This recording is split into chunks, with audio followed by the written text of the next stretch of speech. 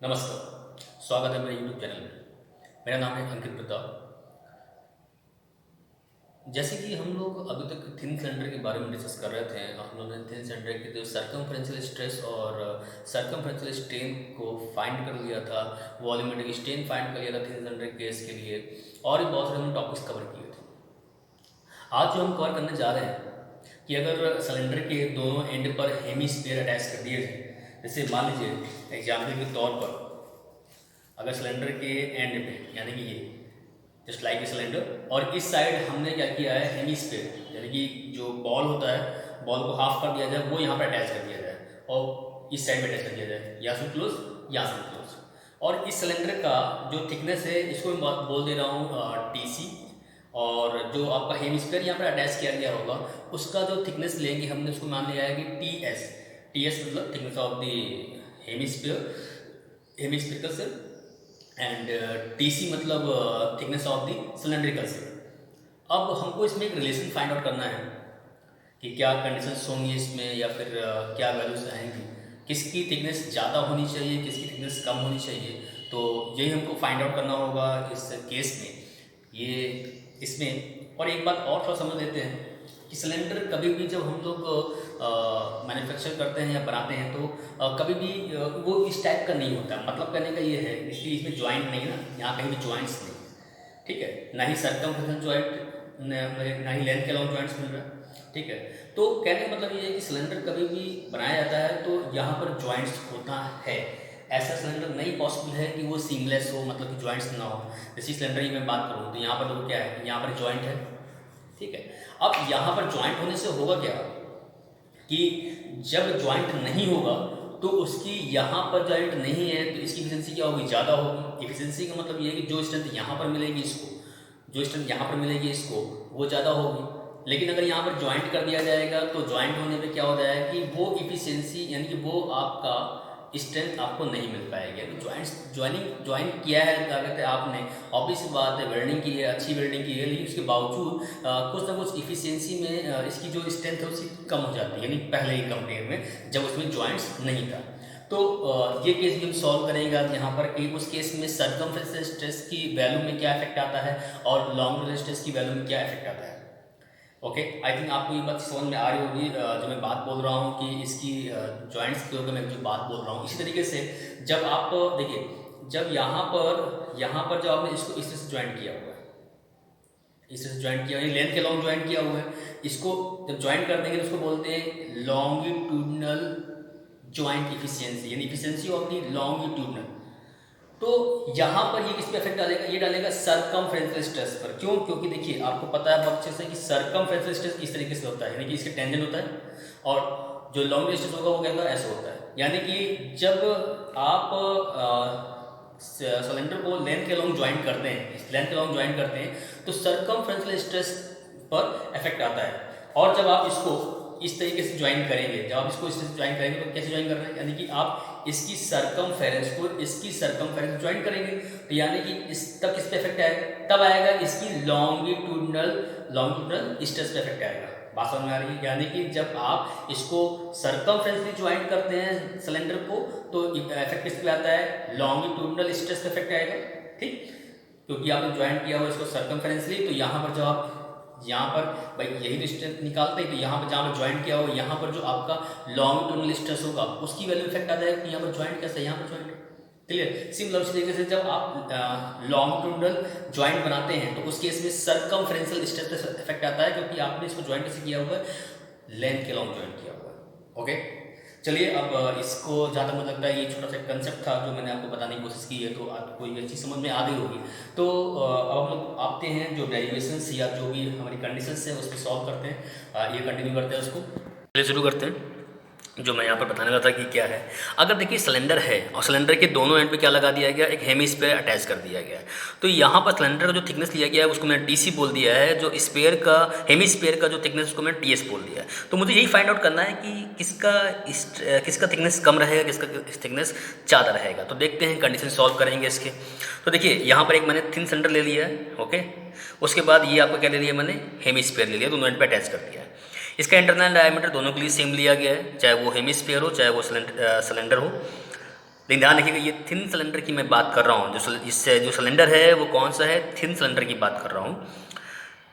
अब यहाँ पर अगर मैं सिलेंड्रिकल स्ट्रेस की बात करूँ, किस केस के लिए बात कर रहा हूँ सिलेंड्रिकल स्ट्रेस की, मैं सिलेंड्रिकल स्ट्रेस की बात कर रहा हूँ, सरकमफ्रेंशियल स्ट्रेस की बात कर रहा हूँ थिन सिलेंडर के लिए। तो फॉर्मूला क्या होता है, ये जो लिखा हुआ है वो sigma C Y L cylindrical, ठीक है, सी वाई एल लिखिए, शॉर्ट फॉर्म लिखते हैं ताकि समझ में आ जाए कि ये जो आपका स्ट्रेस है वो कौन सा है, सरकमफ्रेंशियल स्ट्रेस है किसके लिए, सिलेंडर के लिए। इक्वल क्या हो जाएगा, P d upon 2t।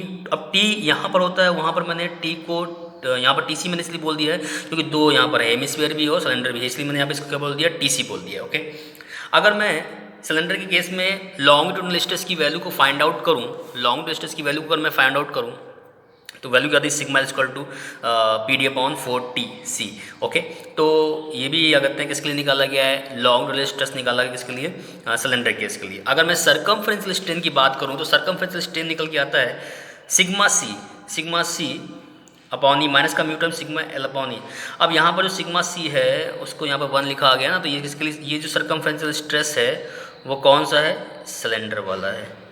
Okay, और ये जो लॉन्गिट्यूडनल स्ट्रेस है ये कौन सा है, सिलेंडर वाला है। तो वही सिग्मा सी वाई एल यानी कि सरकमफ्रेंशियल स्ट्रेस सिलेंडर का माइनस म्यू टाइम्स सरकमफ्रेंशियल कहते हैं सॉरी लॉन्गिट्यूडनल स्ट्रेन सिलेंडर का। ओके, सरकमफ्रेंशियल स्ट्रेन निकालने के लिए सिग्मा सी यानी circumferential stress for cylinder upon E minus का mu times longitudinal stress for cylinder upon E. तो अब यहाँ पर सिग्मा सी और सिग्मा एल की वैल्यू पुट करेंगे तो सिग्मा सी की वैल्यू होती है पी डी अपॉन 2t और सिग्मा एल की वैल्यू होती है पी डी अपॉन 4t। जब यहाँ पर पुट करेंगे सॉल्व करेंगे तो ये हम पहले ही बता चुके हैं आपको फॉर्मूला, इससे पहले जो हमारे कहते हैं लेक्चर्स हैं उसमें मैंने ये ड्राइव करवाया है। ठीक है, तो P d upon 4t bracket में आता है 2 माइनस म्यू।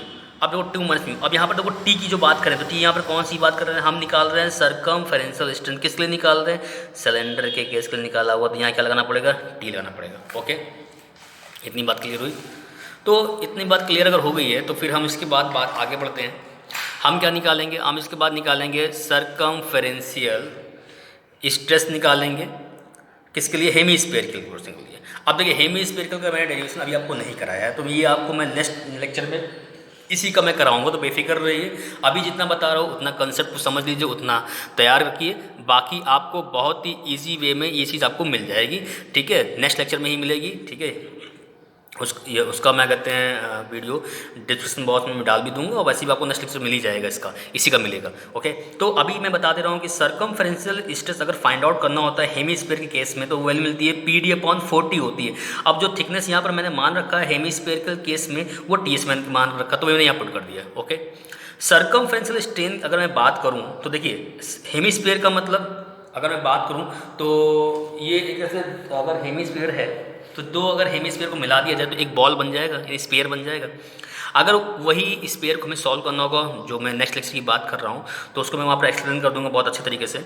अभी सिर्फ आप याद रखिएगा कि सरकमफेरेंशियल स्ट्रेन अगर आपको फाइंड आउट करना है हेमीस्फीरिकल पोर्शन का तो ये हो जाएगा sigma C upon E minus mu times sigma C upon E. अब सिग्मा सी कौन सा, हम बात कर रहे हैं हेमीस्फीयर की, तो हेमीस्फीयर का आपको यहाँ पर लेना होगा कहते हैं सरकमफेरेंशियल स्ट्रेस, यानी कि ये जो लिखा हुआ है सरकमफेरेंशियल स्ट्रेस किसका लिखा हुआ है, हेमीस्फीयर का लिखा हुआ है। और यहाँ पर भी जो लिखा हुआ है किसका लिखा हुआ है, हेमीस्फीयर का लिखा हुआ है। वो मैंने स्पेयर लिखा हुआ है लेकिन वो है हेमीस्फीयर का ही। ओके, यहाँ भी स्पेयर लिखा हुआ है, यहाँ स्पेस में शॉर्ट फॉर्म यूज़ किया हुआ है, तो वो समझिएगा जो आपका सरकमफेरेंशियल स्ट्रेस है वो किसका है, हेमीस्फीयर की मैं बात कर रहा हूँ। ओके, अब यहाँ पर अगर मैं ये वैल्यू भी पुट करता हूँ पी डी अपॉन 40s तो यहाँ पर इस वैल्यू इसमें देखिए दोनों में सिग्मा सी और सिग्मा सी यहाँ भी कॉमन हो जाएगा, तो क्या आ जाएगा sigma C upon common bracket में जाएगा 1 माइनस म्यू। अब देखिए सरकमफेरेंशियल स्ट्रेस फॉर स्पेयर या हेमीस्फीयर दोनों की बातें दोनों एक ही हैं, दोनों एक ही वैल्यू निकल कर आती है। तो सरकमफेरेंशियल स्ट्रेस फॉर स्पेयर या हेमीस्फीयर की जब वैल्यू निकालते हैं तो पी डी अपॉन 4t आती है। यहाँ से ये वैल्यू मैंने पुट कर दी है, तो यहाँ क्या आ जाएगा पी डी अपॉन 4ts, क्योंकि आपका थिकनेस किस क्या है हेमीस्फीयर का, ts है, ई ब्रैकेट में 1 माइनस म्यू। ये आपका निकल के आया सरकमफेरेंशियल स्ट्रेन, किसके लिए निकल कर आया है, ये हेमीस्फीयर के लिए निकल के आया है। ठीक है, चलिए अब देखिए एक बात समझिएगा, यहाँ देखिए इस साइड, अब यहाँ पर ज्वाइंट होगा, यहाँ पर भी ज्वाइंट होगा। ठीक है, ऐसे यहाँ पर ज्वाइंट होगा और यहाँ पर ज्वाइंट होगा, इतनी बात समझ में आई। अब यहाँ पर ज्वाइंट है, यहाँ पर ज्वाइंट है, यहाँ पर ज्वाइंट है, यहाँ पर ज्वाइंट है। जब इसके अंदर फ्लूइड फ्लूइड भरने के बाद जब इसको प्रेशर बढ़ेगा तो ऑब्वियस सी बात है कि जो बॉडी होती है वो भी क्या करती है, उसमें डायमेंशन में चेंजमेंट आता है। तो ऑब्वियस सी बात है कि यहाँ पर जब ये इसका डाया इंक्रीज करेगा या फिर जो भी सिलेंडर का स्ट्रेन आएगा, सरकमफ्रेंशियल स्ट्रेन जो भी सिलेंडर का आएगा, वही सरकमफ्रेंशियल स्ट्रेन किसका होगा, हेमिस्फीयर का होगा। अगर ये दोनों अलग अलग हो गया, अगर ये दोनों क्या हो जाए, अलग अलग हो जाएगा, तो क्या हो जाएगा, यहाँ पर फेल्यूर होने के चांसेस आ जाएंगे। क्या आ जाएंगे, फेल्यूर होने के चांसेस आ जाएंगे। ओके, ये बात समझ में आ रही है, किसके चांसेस आ जाएंगे, फेल्यूर होने के चांसेस आ जाएंगे। क्यों फेल्यूर होने के चांसेस आ जाएंगे, क्योंकि देखिए अगर यहाँ पर सिलेंडर का डाया अलग चेंज होगा, मतलब स्ट्रेन अलग होगा, और हेमिस्फीयर का स्ट्रेन अलग आएगा, तो यहाँ पर जहाँ पर जॉइंट है तो इसका स्ट्रेन अलग, इसका स्ट्रेन अलग, तो दोनों में क्या आ जाएगा, यहाँ पर ये जॉइंट्स जहाँ पर जॉइंट किया होगा, यहाँ पर दोनों ये अलग जा रहा है, ये अलग जा रहा है, दोनों में क्या हो जाएगा, फेल्यूर नहीं हो जाएगा, यहाँ पर क्या हो जाएगा, ब्रेक हो जाएगा, यानी डिस्टॉर्शन हो जाएगा। तो वही लिखा हुआ है, there is no distortion at the junction of the cylinder and hemisphere. जहाँ पर सिलेंडर और हेमिस्फीयर को ज्वाइन किया गया वहाँ पर डिस्टॉर्शन ना हो, तो इसके लिए जरूरी है कि दोनों का जो सर्कमफ्रेंशियल स्ट्रेन होगा वो वैल्यू क्या होगी, सेम होगी। उसी कंसेप्ट को यहाँ पर यूज़ करना है। तो circumferential strain for cylinder equal होगा सर्कमफ्रेंशियल स्ट्रेन हेमिस्फीयर, वही जो हेमिस्फीयर लिखा हुआ वहाँ पर स्पेस लिख दिया मैंने। तो इस केस के लिए जब आप यहाँ पर वैल्यू पुट करेंगे, यानी कि जो आप हेमिस्फीयर की मैं बात कर रहा हूँ, सर्कमफ्रेंशियल स्ट्रेन किसके लिए, हेमिस्फीयर का, तो दोनों का सेम होना चाहिए, दोनों जहाँ पर ज्वाइंट है। तो ऑब्वियस सी बात है दोनों वैल्यू क्या हो जाएंगी, इक्वल हो जाएंगी। अब ये दोनों वैल्यू इक्वल वही फॉर्म में मैंने यूज़ करना है, यानी कि यहाँ पर जो हमने निकाला था सर्कमफ्रेंशियल स्ट्रेन फॉर सिलेंडर, वो वैल्यू मैंने यहाँ पुट कर दी है। सर्कमफ्रेंशियल स्ट्रेन फॉर स्फीयर वो यहाँ से पुट कर दिए हैं। जो कैंसिल आउट होगा वो कैंसिल कर देंगे। उसके बाद देखिए यहाँ से कंसेप्ट बहुत बढ़िया निकल के आता है, जो चीज़ आपको समझनी है, जो इंपॉर्टेंट है, जिसको आपको हमेशा समझ के याद रखना है कि इसको सॉल्व करने के बाद आपको मिलेगा TS upon T C equal to 1 minus mu upon 2 minus mu. यानी कि इसको ध्यान से अगर देखा जाए, इसको अगर ध्यान से देखो इस इक्वेशन को, तो एक बात समझ में आती है, ये जो टीएस है, टीएस क्या है, आपका थिकनेस है, किसका थिकनेस है, स्फीयर का, और टीसी किसका है, थिकनेस है किसका, सिलेंडर का। तो एक बात समझ में आ जाती है यहाँ से कि 1 माइनस म्यू, यानी म्यू तो कांस्टेंट होता है ना, आपको पता है म्यू की वैल्यू तो पर्टिकुलर कांस्टेंट रहती है। अब म्यू की वैल्यू कुछ भी हो सकती है, 0.25, यानी 1 नहीं हो सकती, ये आपको पता है, 1 से ज़्यादा नहीं होगी, ठीक है। 1 तो एक पॉसिबल हो सकती है लेकिन जल्दी होती नहीं है, लेकिन 1 से ज़्यादा नहीं होगी कभी भी, ओके, यानी 1 से कम होगी इसकी वैल्यू। तो म्यू की वैल्यू हम कोई भी रखें यहाँ पर, म्यू की कोई भी तो वैल्यू रख लो यहाँ पर, 0.25, 0.3, बस 1 से ज़्यादा मत रखना, ओके, 1 से ज़्यादा मत रखना। तो कोई वैल्यू पुट करोगे 0.3, 0.25, 0.5, 0.75, any value of the mu put in this equation, then you can find out कि, यानी कि एक बात समझ में आती है कि एक बात समझ में आती है कि 1 minus mu is always less than 2 minus mu, यानी कि म्यू की कोई वैल्यू हो यहाँ पुट करने पर 1 में से जब म्यू घटाओगे जो भी मिलेगा वैल्यू, वो हमेशा 2 माइनस म्यू में से क्या होगा, कम होगा। यानी कि ये जो वैल्यू है वो क्या होगी, कम होगी इस वैल्यू से। ये मेरे कहने का मतलब है कि 1 माइनस म्यू कम है 2 माइनस म्यू से।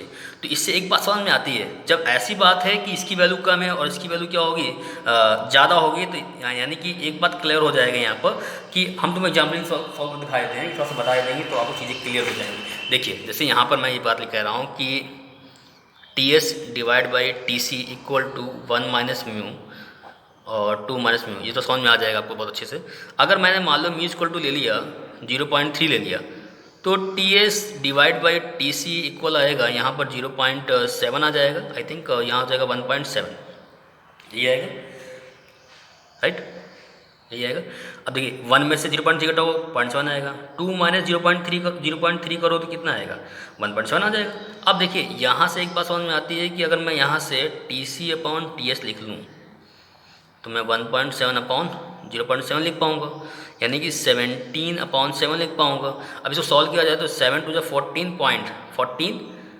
30, तो 7 4 28, 2.4 समथिंग आ रहा है। यानी मैंने कहने का मतलब ये है कि T C upon T S equal to 2.4 आया, मतलब कि टी सी यानी कि थिकनेस ऑफ द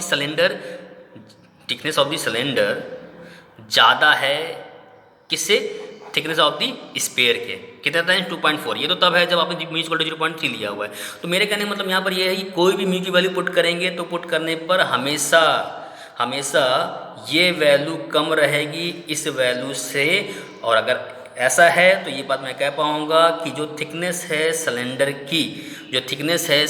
की वो हमेशा ज़्यादा रहेगी किसकी थिकनेस से, स्पेयर की थिकनेस से ज़्यादा रहेगी, ये बात मैं कह पाऊँगा। और यही यहाँ पर मैंने लिखा हुआ है, जो बुकिश लैंग्वेज में जो लिखा गया है कि what ever be the value of mu, यानी किसी भी म्यू वैल्यू के लिए हमेशा 1 माइनस म्यू कम होगा 2 माइनस म्यू से। तो इस बात को लेकर हम ये बात कह पाएंगे कि जो थिकनेस ऑफ दी स्पेयर है वो भी कम रहेगा थिकनेस ऑफ दी सिलेंडर से, यानी कि the hemispherical end is always thinner than cylindrical portion, यानी कि हमेशा ये बात कहेंगे जो आपका हेमी स्पेरिकल एंड है उसकी थिकनेस हमेशा कम होगी सिलेंड्रिकल थिकनेस से। ओके, तो आई थिंक ये बात आपको क्लियर हो गई होगी, ये कंसेप्ट भी समझ में आ गया होगा कि यहाँ पे मैंने जो चीज़ समझानी चाहिए आपको, ठीक है। तो ये बहुत ही इंपॉर्टेंट कंसेप्ट है, अक्सर ये पूछता रहता है, ठीक है। इसको आप याद रखिएगा, प्रिपेयर रखिएगा, तैयार रखिएगा, ठीक है। चलिए अब आगे बढ़ते हैं हम लोग बात करते हैं कि जो मैं स्टार्टिंग मैंने आपको बताने की कोशिश की थी कि सिलेंडर कभी भी कहते हैं मतलब कि जो उसको हमेशा ज्वाइंट करके बनाया जाता है, कभी भी कहते हैं वो पूरा स्मूथ नहीं होता है, मतलब कि हमेशा कहीं ना कहीं ज्वाइंट करना पड़ता है। वो सिलेंडर का साइज इतना ज़्यादा होता है, उसका डाया इतना ज़्यादा होता है थिन सिलेंडर का कि हमें वहाँ पर उसको कहीं ना कैसे करके ज्वाइंट देना पड़ जाता है, यानी कि वो सीमलेस नहीं होता है, ज्वाइंट्स मिल होते हैं। तो मैंने क्या बताया था कि अगर सिलेंडर को इस तरीके से ज्वाइंट करेंगे, मतलब कि अगर लेंथ के अलॉन्ग सिलेंडर को ज्वाइंट किया जाएगा तो उसको क्या, तो जो स्ट्रेंथ ज्वाइंट ना करने पर है, तो ज्वाइंट करने में कुछ तो उसकी स्ट्रेंथ कम हो जाएगी ना। तो यहाँ पर मैंने वही बोला हुआ है, efficiency of the longitudinal joint, यानी जो आपने यहाँ पर लेंथ के लॉन्ग ज्वाइंट किया हुआ है तो जो इसकी इफिशिएंसी है, यानी पहले अगर मान लो जब ज्वाइंट नहीं था तो 100% मैंने मान ली, अब ज्वाइंट किया तो इफिशिएंसी कुछ ना कुछ परसेंटेज में आंसर हो जाएगी, यानी कुछ ना कुछ इसके कंपेयर में, यानी कि यहाँ पर कोई ज्वाइंट नहीं है तो इसके कंपेयर में यहाँ पर इफिशिएंसी क्या हो जाएगी, कुछ ना कुछ कम हो जाएगी। सिमिलर अगर मैं इस सर्कमफेरेंस को दूसरे सिलेंडर के सर्कमफेरेंस से ज्वाइंट करूँगा तो सिमिलर सी बात है। अब इसे यहाँ पर ज्वाइंट नहीं है, यहाँ पर ज्वाइंट नहीं है, सर्कमफेरेंसली ज्वाइंट नहीं है यहाँ पर, तो जब यहाँ पर सर्कमफेरेंसली ज्वाइंट नहीं है, यानी यहाँ पर सर्कमफेरेंसली ज्वाइंट नहीं है, अभी अगर मान लो मैं यहाँ से कट कर दूँ और फिर इसको ज्वाइंट करूँ, मतलब कहने का ये है कि अगर मान लो अभी ये ज्वाइंट नहीं है, अभी मतलब कहते हैं अभी तो ज्वाइंट है नहीं है, यहाँ पर कोई ज्वाइंट नहीं है, ये तो बिल्कुल फ्रेश है। तो इसका मतलब ये है कि यहाँ पर जो इफिशियंसी होगी, ठीक है, और अगर मैं यहाँ पर इसको ज्वाइंट करूँ सर्कमफेरेंसली की अगर मैं बात करूँ, अगर मैं यहाँ पर इसको ज्वाइंट करूँ तो यहाँ पर ज्वाइंट करने पर इफिशियंसी क्या हो जाएगी, कम हो जाएगी। मेरी बात समझ में आ रही है? जो यहाँ पर इफिशिएंसी होगी, यानी यहाँ मैंने मान ली 100%, तो यहाँ पर ज्वाइंट करने पर सर्कमफेरेंशियल क्या हो जाएगी, कम हो जाएगी। तो इसको मैंने बोला हुआ है efficiency of the C, efficiency of the circumferential joint. अब देखिए इसको हम जब सॉल्व करेंगे देखते हैं, तो वही मैंने को सिलेंडर बनाया है और उसको लेंथ के लॉन्ग क्या कर दिया, ज्वाइंट कर दिया है। तो एक बात समझ में आती है कि ये ज्वाइंट जो है, ये ज्वाइंट कैसा है, ये किया तो लेंथ के लॉन्ग है लेकिन सर्कमफेरेंशियल ज्वाइंट है। अब इसे मैंने कहने का मतलब ये है कि